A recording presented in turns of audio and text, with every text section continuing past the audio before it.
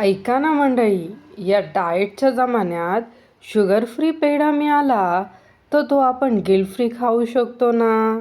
तर चला मग बघूया शुगर फ्री पेढा. यासाठी आपण नॉनस्टिक कढईत 1 चमचा तूप टाकून घेतले. त्यामध्ये आपण 1 वाटी मिल्क पावडरही टाकून घेतली. लक्षात असू द्या, गॅस फ्लेम अगदी कमी असणं गरजेचं आहे आणि हे कंटिन्यू हलवणं देखील गरजेचं आहे, नाहीतर कढईला खाली लागू शकते. मंडळी, जिभेचे चोचले पुरवायचे म्हटल्यावर इथे तुमच्या पेशन्सची परीक्षा आहे बरं का. मिल्क पावडर गोल्डन ब्राऊन होऊपर्यंत परतून घ्यायची. त्यानंतर त्यात थोडं थोडं दूध घालून हे सर्व एकजीव करून घ्यायचे. यासाठी इथे मला 1 वाटी दूध लागले. हळूहळू सर्व गाठी सोडवून घ्यायच्या.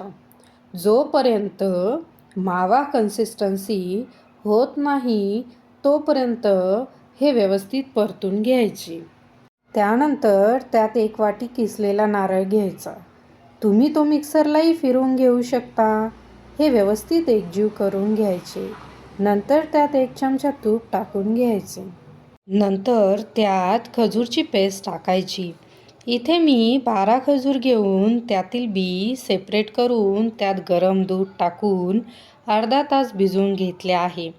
या पेस्टची कन्सिस्टन्सी थिक पाहिजे. नंतर त्यात थोडी वेलची आणि जायफळ पावडर टाकून घ्यायची. नंतर त्यात 2-3 थेंब रोज वॉटर टाकून घ्यायचे. नंतर हे मावा मिश्रण एका बाउलमध्ये काढून थंड होण्यासाठी ठेवायचे. थंड झाल्यावर पेढ्याचा आकार देऊन पेढे बनवून घ्यायचे आणि नंतर ते कोकोनट पावडर आणि पिस्ता पावडरवर घोळून घेऊन 15 मिनिटं फ्रीजला थंड करून घ्यायचे. तयार आहे शुगर फ्री पेढे. रेसिपी आवडली असल्यास नक्कीच ट्राय करून बघा. कशी झाली हे कमेंटद्वारे सांगायला विसरू नका. लाईक, शेअर आणि सबस्क्राईब करायला विसरू नका. पुन्हा भेटू नव्या रेसिपीसोबत.